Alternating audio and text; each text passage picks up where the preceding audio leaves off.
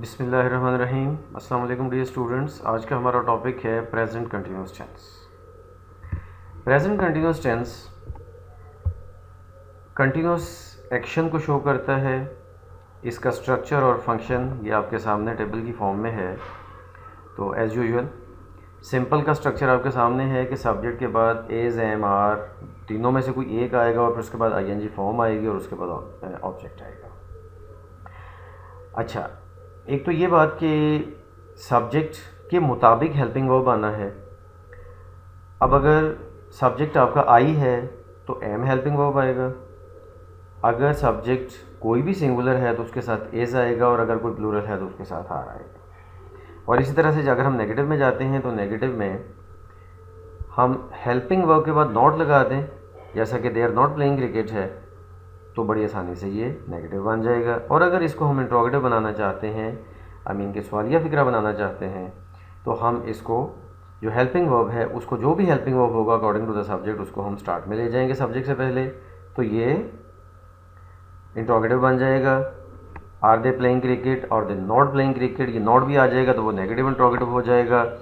अगर हम कोई WH वर्ड लगाना चाहेंगे तो स्टार्ट में जैसे वेयर लगा दें, तो where are they playing cricket, when are they playing cricket, why are they playing cricket, ये सब बातें भी हम इसके साथ, मतलब सिर्फ WH क्वेश्चन में सिर्फ इतना हमने करना है कि वो हम जो इसी स्ट्रक्चर के स्टार्ट में WH लगा देंगे तो उसे इंट्रोगेटिव बन जाएगा। अच्छा, अब अगर फंक्शन की बात हम करें, इसके यूज़ की बात करें, तो फर्स्ट पे जो है वो हैपनिंग नाउ या नाउ डेज। हैपनिंग नाउ का मतलब कि कोई काम इस वक्त हो रहा है, जब हम बोल रहे हैं, जब हम बात कर रहे हैं, तो इस टाइम पे वो काम हो रहा है। और इसी तरह से हैपनिंग नाउ डेज का मतलब ये है कि वो काम जो इन दिनों में हो रहा है, इन दिनों में चल रहा है, ज़रूरी नहीं है कि इस टाइम पे भी चल रहा हो। फॉर एग्ज़ाम्पल अगर हम कहते हैं कि मैं कोई काम इन दिनों में कर रहा हूँ, अभी एग्जांपल्स आ रही हैं तो आपको ज़्यादा क्लियर हो जाएगा। मैं एग्जांपल्स लेके आता हूँ। सेकंड देखें, pre planned future action. Pre planned future action का मतलब क्या है कि कोई ऐसा एक्शन है जो पहले से प्लान हो चुका है और वो पर्सनल है, राइट। पर्सनल एक्शन होना चाहिए। आपको याद होगा कि हमने सिंपल प्रेजेंट टेंस में पढ़ा था कि ये प्री प्लान्ड अगर कोई ऑफिशियल फ्यूचर एक्शन है तो उसके साथ हम सिंपल प्रेजेंट टेंस यूज़ करते हैं, लेकिन यही अगर pre planned personal future action हो तो उसके साथ हम प्रेजेंट कंटिन्यूस टेंस यूज़ करते हैं। तो इस तरह से हमें ये पता चलता है कि सिंपल प्रेजेंट और प्रेजेंट कंटिन्यूस दोनों ही फ्यूचर मीनिंग में यूज़ हो सकते हैं, लेकिन सिर्फ एक स्पेसिफिक सिचुएशन में। अच्छा, अब अगर हम इसकी एग्जांपल्स की तरफ देखें तो he is travelling to Karachi, ये एक शॉर्ट एक्शन है, मतलब इस टाइम पे वो ट्रैवल कर रहा है।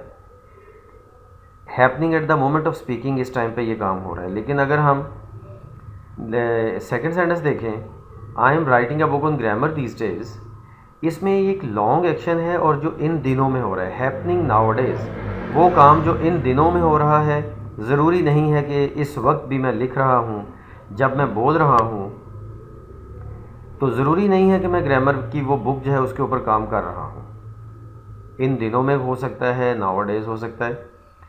लेकिन जो फर्स्ट वाला है उसमें ज़रूरी है कि I am travelling to Karachi at this time, वो इसमें अगर नाउअडेज वगैरह ना कहा जाए तो इसका मतलब ये होता है कि वो इस टाइम पे काम हो रहा है।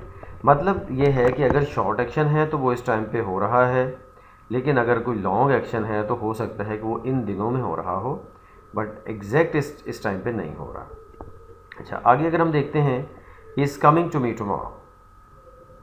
Is coming to me tomorrow, इसमें टुमारो का वर्ड आ गया, लेकिन आप देखें स्ट्रक्चर तो वही है, इज़ कमिंग, तो इसलिए स्ट्रक्चर तो प्रेजेंट कंटिन्यूस का ही है, बट ये फ्यूचर का मीनिंग दे रहा है। लेकिन ये वो वाला फ्यूचर मीनिंग है जिसको हम कहते हैं pre planned personal future action, मतलब ऐसा एक्शन जो प्री डिसाइडेड है, प्री प्लान्ड है और वो फ्यूचर में, नियर फ्यूचर में होना है, तो उसको हम प्रेजेंट कंटिन्यूस टेंस में ही यूज़ करते हैं। अच्छा, अब इस सारी डिस्कशन से हम इस नतीजे पे पहुँचे हैं कि प्रेजेंट कंटिन्यूस टेंस जो है वो 3 डिफरेंट फंक्शंस में यूज़ होता है और प्रेजेंट कंटिन्यूस टेंस का एक स्पेसिफिक स्ट्रक्चर है और नेगेटिव इंट्रोगेटिव बनाने के लिए हम उसको कोई नया हेल्पिंग वर्ब हमें इसमें नहीं लगाना पड़ता।